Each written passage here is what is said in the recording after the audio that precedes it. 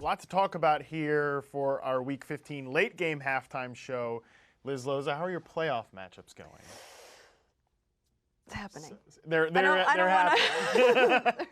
Got two. I think I'm probably going to lose in Dynasty because I went up against Saquon Barkley, which is in the Dynasty League that I've referenced a bunch, and that may be too big of a deficit to overcome with one D.D. Westbrook.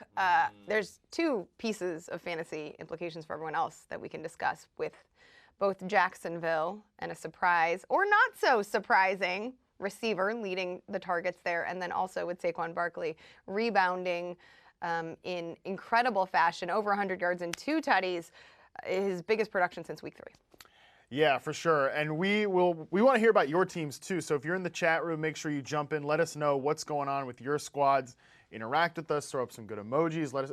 Who's making you vomit? You know, I got a lot that's making me vomit right now. And Liz, I'm right along there with you. I'm also playing Saquon Barkley in both of my fantasy matchups. One in a writers league and the other in our podcast listener league, which of course obviously I didn't invite you into because I'm. We know. I'm just the stone worst. But anyway, so yeah, Saquon Barkley, great game today against the Dolphins. I guess it's not that hard to see that coming because it is the Dolphins, but he'd been, not doing it for a long time. He'd also not been healthy. And, it's interesting, Matt, because everyone said that Danny Dimes brought more explosiveness and more intrigue to the Giants office. And, oh, hey, look who starts producing with good old Eli Manning under center. I mean, I don't know. Not just Saquon. Also, Darius Slayton for 2 weeks in a row finds the end zone. Yeah. Eli's willing to push that ball. Maybe it is just the Dolphins, but next week when the Giants face Washington, I feel like you can now start Barkley with confidence. And also, are you starting Slayton as more than a flex as well again? I think so. I mean, the ceiling continues to be shown. I think it's what we talked about with him for a long time now, which is that he's the different guy. One of these things is not like the other. You've got Shepard, slot guy, Tate, slot guy, Evan Ingram working in the middle of the field. Right. And then Slayton is a different outside the numbers type of cat. I mean, hey, that's a good draft pick by Dave Gettleman. Maybe drafting Saquon Barkley at number 2 overall wasn't such a great decision, but or Danny Dimes at pick 6. But that was a pretty good pick. Darius Slayton wasn't. I mean, this is the problem. Like, by any measure, Saquon Barkley's been one of the worst running backs in the NFL. And I think, obviously, most of it is because of the injury. Right. But, that has hampered him, the high ankle sprain that he rushed back from. Yeah. Always a good idea. Actually, should we talk about Jacksonville? Yeah, let's talk about Jacksonville. Let's because both you and I were high on Gardner Minshew and his ability to push the ball in a matchup against the Raiders. We thought this was possible. Even in the Raiders' last stand at the black hole, D.D. Westbrook was the favorite to lead this receiving corps with DJ Chark missing time. And then I offhandedly said during FFL, watch it be Keelan Cole. And who is it, Matt? It's Keelan Cole, 1 for 55. Yes. But the entire passing game there in Jacksonville, a mess right now. Gardner Minshew, the aforementioned hero, is 3 for 11. Not great. 6.3 yards per attempt. Cole's also drawn 4 targets, which is the most. He's only converted 1 of them. So. Right. It's just this is not a good look in terms of where this team is right now. But look, both of these teams had been blown out routinely coming into this game, so it's not a surprise to see one of them over the other. But especially the one that's at home. Pretty big narrative swing here. I will say it is good news for any Josh Jacobs owners because obviously there was some concern about his workload heading into this game since he missed week 14.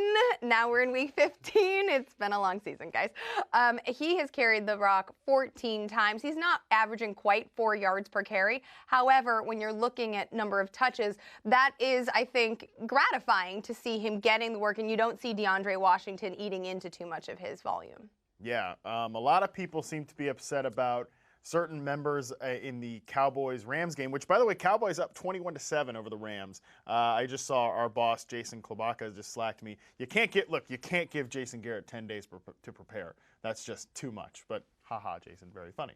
We all know Jason Garrett is a dust ball. But look, right now, Cooper Kupp, people are upset about that one, but that's one that we talked about on FFL. He has exactly as many catches as you do today, Liz. I mean, he hasn't drawn a single target. Right, same as you. You know, you guys are. I've drawn a lot of targets, friend. Just speak for yourself.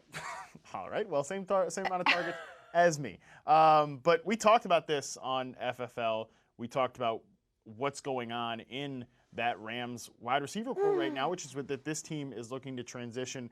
They're looking to be a run-based team. That hasn't a power run-based team, and that hasn't exactly really worked out today because Todd Gurley, 6 carries for a yard. That's not going so well. Looks like the Dallas defense actually remembered how to play and how to tackle today. However, even with injuries, can we also talk about that? Because Shawn Lee is significantly banged up. Now, I know Shawn Lee's usually playing with some sort of malady, but he almost didn't play this week. And they've been without Van Der Esch, who's been a key run stuffer for them and a key piece of that defense on whole. Some might say a Jenga piece. He's been missing, and yet they're playing up after laying down against the Bears. Yeah, Shawn Lee actually had the interception on Goff today. So, I mean, it's nice. You got to get these guys healthy, you know. This is like it's an execution-based defense. It's all about like hustle, get to the ball. They play that, you know, kind of Seahawks style of defense too. That's always the thing. Remember, like those Seahawks teams of old, the Legion of Boom groups was always, you know, we're just gonna kind of out-athlete you. We're going to out-talent you. We're not going to, like, scheme to each individual opponent. And when that doesn't work, that can be a bit problematic. You got to use the muscle. Exactly. So that's working in this game, and that's why you're not seeing a guy like Cooper Kupp who's not going to be on the field as much as he used to be because, of course, it's just a very different type of offense they're throwing out right now in terms of the two. Scott, it's week 15. You're totally right. I am just chilling. Sneakers and yoga pants. I'm sorry. I respect it. Somehow I'm still trying to cram myself into this coat. I don't know what I'm doing. You clearly have got the way here, Liz. We got the pony.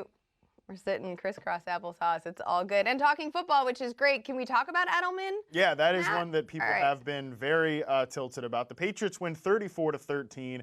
Most of it they put on in the second half. I mean, they didn't even need to spy on the Bengals to win this one. What's the deal with that, right? What are we doing, Patriots? Come on. Come on. Well, can you tell everyone what your theory was? Because I thought it was really entertaining. My theory was, of course, the Patriots aren't going to try here in the first half. They have to throw the scent off the fact that they were cheating.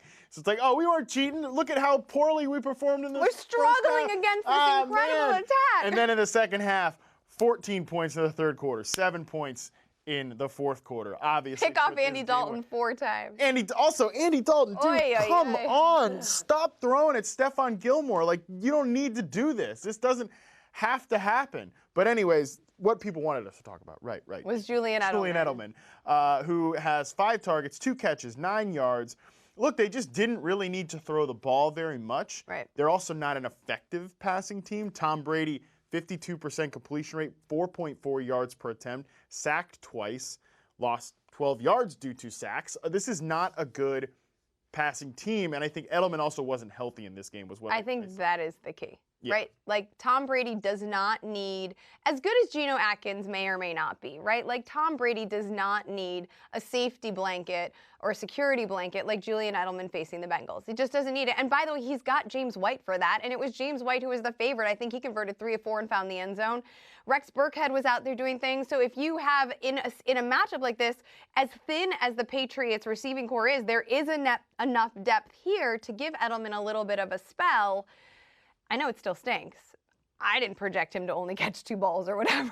Yeah, right. But I hear you. There is some reasoning behind it. Back when I did Fearless Forecast for this week, I said that Edelman. Or I thought you meant like back in the day. Yeah, way back. I mean, look, it's over for me at this point. So like. Matt is not doing Fearless Forecast. He's on bye this week, so he's done. When you can schedule your bye week on the last year of the season, that's when you got to do. I mean, I didn't schedule it. That's not what the point. But I said that he was like the safest play of the week, and of course now the injury crops up. And I just want to say this, like.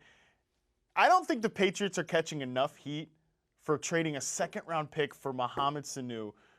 He has an ankle injury, 8 Matt. targets for 2 catches, but 13 he is yards. Hurt. You can't. But he's not good. The 49ers were showing interest in Sanu, too, and they got backup plan Emmanuel Sanders, which seems to have worked out pretty well overall on the season. But you can't You don't know that Sanu in a revenge game today, by the way. Oh, Rex Burkhead got the revenge, though. Of the two of them, yeah. But I mean, he has a high ankle sprain. It's clearly rushing back from that to help this receiving core. Well, not quite my narrative, so I'm just going to keep it from Okay. Your narrative is like light on facts and heavy on feelings. Hey. That's a narrative, I guess. All right. Let's go to the Chargers-Vikings game, which both quarterbacks have done their usual. They've had some ugly little turnovers. Mike Williams, 4 catches, 71 yards and a touchdown. The tough part about this my earpiece popping out again. The tough part about this Chargers team is there's so many interesting offensive weapons, but there's never enough to go around. Like, great, it's nice that like Mike Williams, 71 yards and a touchdown, but I see one of our viewers, Deke, our pal Deke from Facebook. Deke, how are you, bro? Nothing for Hunter Henry. Yeah. I mean, that's the problem with this Chargers team, is that like they have so many intriguing weapons, but not enough to go around that everybody's going to eat in one day. But that's the issue with Hunter Henry, I feel like, and that's what I don't know if I said to you offline or not. I don't have him projected for a touchdown this week. I think I'd project him for 4 or 5 catches, but his athleticism makes him not sittable. So you have to go out there. I mean, we saw the same thing with O.J. Howard, who, by the way, I thought would have a bigger day without Mike Evans in the lineup, but instead it was Brashad Perriman who caught the ball 3 times. Yep. With 3 touchdowns, I mean. And now, speaking of this Vikings game, I'm seeing that Dalvin Cook has been ruled out with a shoulder injury. That is an honest reaction. Oh, my goodness. That comes from Courtney Cronin, the Vikings reporter for ESPN. Here's the deal. Isn't Alexander Madison also out for this game? Yes, hence the throat catch. Woo! Mike Boone time, baby. There are Mike Boone truthers out there. Let's say that. I don't mind him. Yeah? I don't mind him. I had some deep scouting reports on him, 2 years ago? Yeah. Yeah. And I mean, hey, they do still have Amir Abdullah kicking around. No. Yeah, but come on. People do like Mike Boone, so I mean, I know we're going to do our early pickup segment later. Like, we don't have Mike Boone, but this might. We could. Tell you where instead of one of those receivers. But I tell you where he might make it, though. Bah. Wolf pickup. But the Wolves will be out. They'll be circling for one Mike Boone. What do the Vikings have in Week 16? Let's find out. Let's find out live. Chat room, maybe you just tell me. I don't know. Do something. They have the Sunday night game against the Packers, and what are the Packers in theory? What is their weakness on defense? Everything. Well, except particularly run defense. That's right. Even though David don't tell David Montgomery. Can we talk about that game real quick? I mean, I'll live it again. You got a little bit angry. Your Bears, yeah. You had some feelings about those Bears. I'll tell you what, your Bears get cracked today at the end. But what I tell you, the Vikings and the Bears always the Bears never win, but they never get blown out. It's always heartbreaking enough against your rival. Yep, Mitchell Trubisky throws 55% completion rate, 6.3 yards per attempt. David Montgomery, 39 yards on the ground. Excuse me, I don't want to short him. I don't want to short him here.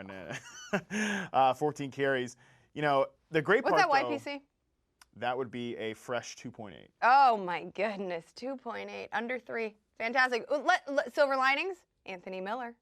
Well, look, I continue to say this. Like, at some point, we are going to consider Anthony Miller and Allen Robinson one of the best wide receiver duos in the NFL. Yeah.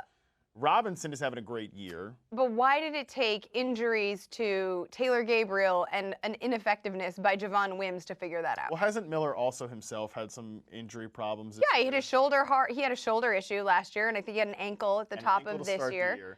So once he's finally started playing a full complement of snaps, he's been over 80% of the snaps most of the last 5 games. He has 33 catches, averaging 86 yards per game, and has scored twice. This guy is like a perfect post-hype sleeper going into next year. Depending on how he finishes, he could really rise up in the ADP rankings, coming into the summer. But I really think he's a guy that is going to cook next season. He cooked in his rookie year. Yep. So I don't. Let's just hope the Bears have a functional quarterback. I think he'll still be a good value next year because people are going to be off Trubisky, and that's going to be the narrative. And there's going to be some nonsense between Pace and Nagy and Trubisky, and everyone's just going to not want to have this offense outside of A-Rob. Sounds about right. Let's last hit on the Cardinals Browns game. Oh, trash! Out of here. Cardinals up 21-17. Kenyon Drake has scored twice. My good pal John Michael, who I told at a holiday party last night to play James Conner over Kenyon Drake, will certainly be grateful to me for that Merry Christmas gift. Yikes. Yikes. But was this before or after you consumed copious amounts of eggnog? I only had a couple of beers. I was home by 9:30. I was responsible. Okay. Yeah. I was gonna help you find an excuse, but never mind. Just bad analysis. Excuse. I mean, James Conner he could be fine. You think he's gonna score twice? No, but I said he could be fine. Okay. What did I just say? I said fine. Fine. Not great. But anyways, in this game, Baker Mayfield has continued to make mistakes, averaging under 6 yards per attempt. Just talk about OBJ, Matt. I will say it for Matt, during FFL this week, and honestly, what day was it? Thursday, for the fantasy pod, Matt is sitting here he's twitching and getting all uncomfortable talking about OBJ. Should I, shouldn't I? I don't know what to do. And I'm like, oh, go for it. Go. You know Baker's going to target him. They don't need to. It's fine. Well, that was true. Baker has been targeting him. Leading the team with 6 look. And deep looks, too. Yep. And one in the end zone, which is just Baker. Baker has Odell open, just slips it to him, gives it right to Patrick Peterson. Yep. Awful. Yep. There is just not all of it's. You don't want to use I feel like if you're like, well, the rapport between them, the connection between these two is just off. It sounds so lazy. But it's so honest.